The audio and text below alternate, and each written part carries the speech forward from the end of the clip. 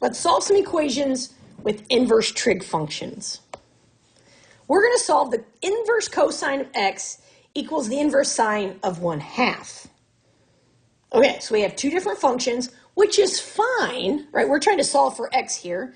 But notice that on the right side, we have the inverse sine of 1/2. So think about this. That is basically saying, when is the sine function 1/2? Well, 30 degrees, right? Sine is 1/2 at 30 degrees.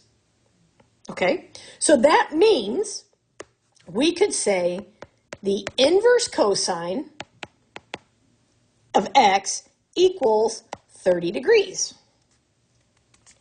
Well,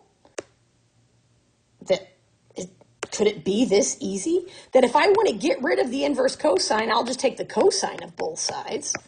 So that gives me x equals the cosine of 30 degrees. Well, I know that the cosine at 30 degrees is radical 3/2. And there we go. Boom. So that is our answer for that one. Now let's look at the next problem. We're going to solve the inverse secant of x equals the inverse cosecant of 2. Okay, well now we're dealing with some inverse trig functions as well as just the inverse of functions. Whew, we got all kinds of inverses happening here. So let's focus on the one that has numerical value. If I have the cosecant of 2, that means I have the sine of 1/2. Because remember, cosecant and sine are inverses, so I flip them. And we know that the sine is 1/2 at 30 degrees. Okay, so similar to the first problem, actually. So inverse secant of x equals 30 degrees.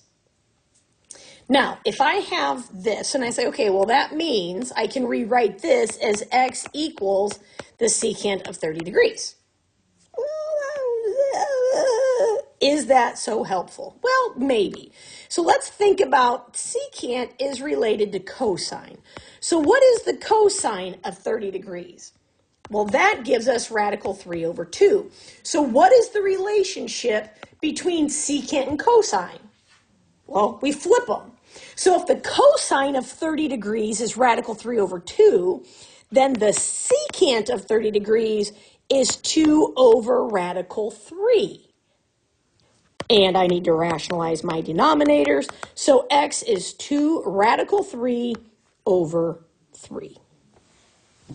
So pay attention to what you have. Remember all of your relationships: sine, cosecant, cosine, secant, tangent, cotangent, and then you can flip back and forth between things.